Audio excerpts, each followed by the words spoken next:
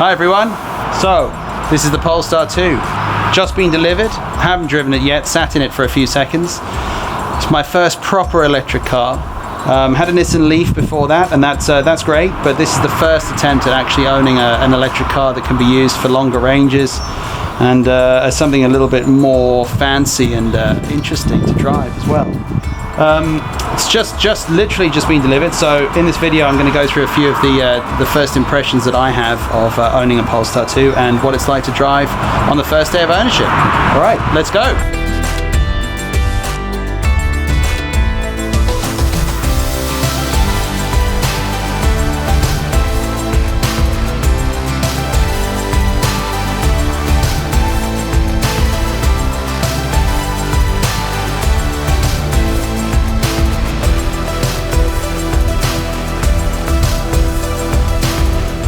So my Polestar 2 arrived today, and the delivery process was actually really good, very easy.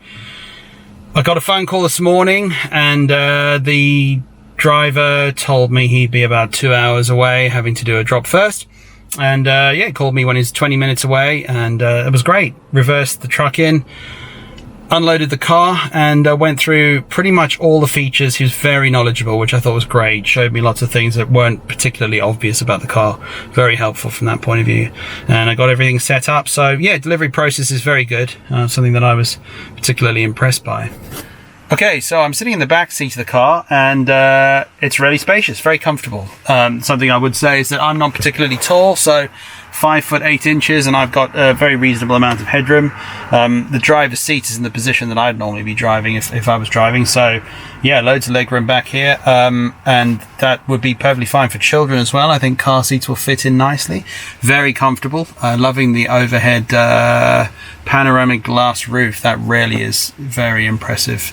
Lots of natural light, and yeah, very comfortable. Like, these doors are just fantastic. Like, the material is soft and everything looks very well made. So yeah, very comfortable in the back of the car. There's a couple of USB-C ports for charging, and we've got heated seats on both sides, which is really nice for the passengers at the back.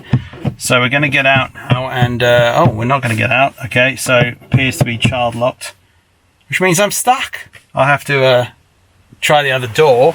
Let's see. Child lock there as well. So looks like I'm climbing to the front seat to get out for my first try in this car. Didn't go so well. Managed to child lock myself in back there. Climbed over into this seat. Not so bad for someone who's 5'8", but I wouldn't recommend it. And I don't think I've left too many marks on the seats from my shoes. But yeah, always check the child locks before you shut yourself in the back of the car.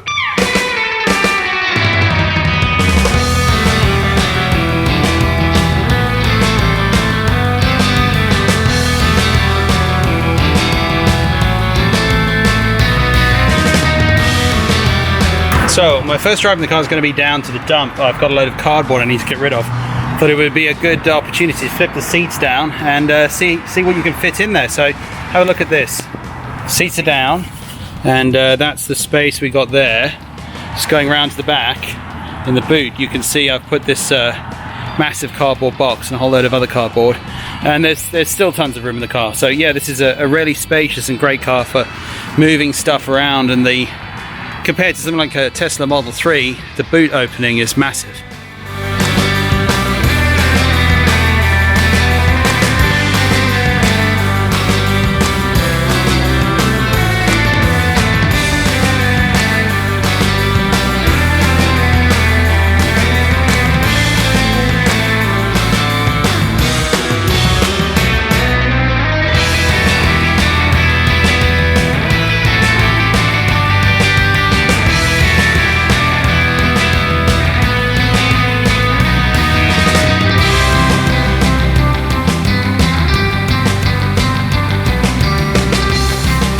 Okay, so I've done my first short drive in the Polestar, took all of that cardboard down to the local tip and got rid of it there, and that was fun as always, and then decided I'd go on to our local Tesco that has a new installation of Podpoint chargers. They're free to use 7 kilowatt chargers, so I thought I'd come down here and give these a try just to get a little bit of free power while I do some shopping. Initial impressions are, this is an amazing car to drive. I've never driven anything like it. The power is astonishing. I haven't even tried that out properly. I put my foot down at one point, frightened myself, and thought, yeah, I'll leave that until I've got more space and bigger roads to do that on. So yeah, that is very, very impressive. Other things I really like, the regen braking on it is really good. On the standard setting, it's so much more aggressive than what I'm used to on the Mitsubishi Outlander PHEV or BMW 330e or even the Nissan Leaf. That's nowhere near as aggressive. So you can easily come to a complete standstill driving with it in the standard setting. The low would probably be more similar to our 2015 Nissan Leaf. So yeah, that might take some getting used to, but it is very, very impressive. A couple of other things I really like. Look at that. The 360 camera is very cool. So the Mitsubishi has a similar system, which is cool, but this is a whole nother level. Like the ability to see completely around the car is really, really useful. And then just while I'm here, this sat nav display on the screen in front of you and the way that the data is displayed is very cool. Like there is nothing else like that. Having Google Maps right there in front of you, it's incredibly convenient. Both locations I navigated to using the Google Assistant, and it understood me first time. I was even able to turn off the voice instructions, which I found really annoying, by just speaking to the car, and it worked. It's great. When I plugged in here, you can see that I forgot to reverse, and this wire, I'm actually not using the Polestar wire, but the one I am using, it's incredibly tight, so I reckon reversing into the space is probably a much better idea. So this is what I'm seeing on my display now. I've set I've set 32 amp, and I've set it to 100% just because it arrived today with 90% charge. And this is what you get on the display when you're charging. So it says we're going to complete at 1640, and then it says what the current battery level is, the limit. The charging speed reckons 9 miles an hour, 16 amps charging at the moment. Yeah, it's kind of what you expect to see based on the cable I'm using and where I'm at.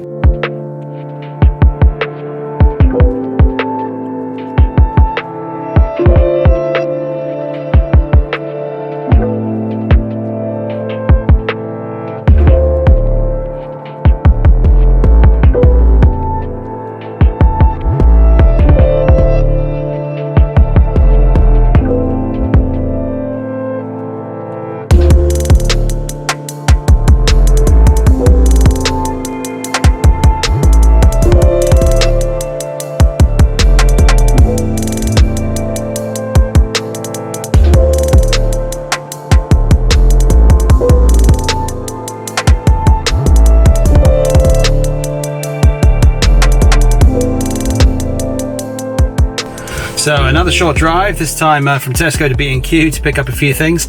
Gave me a chance to try out the audio system in the Polestar. The sound is really good. In my previous BMW 330e, I'd upgraded it to focal speakers, focal subs, new amplifier, and that sounded great. I would say, yeah, the Harmon Kardon system in here is pretty similar, to be honest. I wouldn't say it's better or worse, it's just slightly different. There are a few really good things and a few things that I find a little bit strange. So check these out. So here on the screen, I've been experimenting with YouTube music, which usually I use Spotify as well, but recently I signed up to a YouTube Premium just to see what that would be like. And in the YouTube music system here, this seems to work really well. You've got the option of choosing your audio quality, and I know that some people have been complaining about the Spotify bitrate. I don't know what the bitrate is in YouTube, but the fact is that you can make the selections as you would normally with YouTube music leads me to believe it's as it would be if you were listening on your phone or another device. So that's really good. One thing though is going to the settings for the audio. That can be a little bit weird. So you go into the menu for sound. Well, you've got sound experience here. Now, a few people have reported this. You can select all seats, then you can select rear if you want, and then you select driver. But, well, I don't drive in the left-hand seat, so I'm not really sure what's going on here. It looks to me like it's configured for Europe and North America. However, is it improving? Is that display the right thing, or is it, you know what I'm saying? It's hard to tell. So later on, I'm going to sit in the left seat and see if it improves the left seat audio experience. But for now, it's all seats is the one to go for. The other thing that's a little bit strange, tone and equalizer. I've fiddled around with these settings. The weird thing is that it doesn't make a big difference. If you turn the subwoofer or the bass really low, it seems to give you only a limited amount of control, which I guess they think, well, you're not going to turn all your bass off. But it's a strange sounding experience, because in other cars I've had, when you turn the sub or the bass down, you turn it down. Whereas in this, it sort of just seems to make it a little bit quieter. But that's a little bit strange. But other than that, it's a really good experience so far.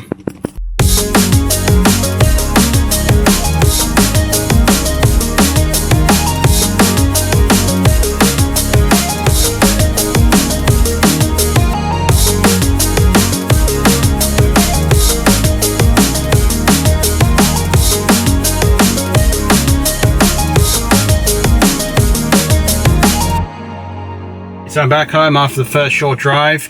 Did about 7 miles in total, just having a look at the trip computer. 39.5 kilowatt hours per 100 miles. So not great consumption at all, but that's to be expected. It was a short drive, 7.3 miles. And I did test out the acceleration a few times, which is astonishing. It's quite frightening, in fact. So that's going to be really cool. And it's an incredible feature of electric cars that are this powerful. Yeah, really impressed with the car so far, and I'm going to be making a few more videos showing some of the other features and a few range tests, things like that. So if you'd like to see more, click the like and share and subscribe button, and yeah, see you next time.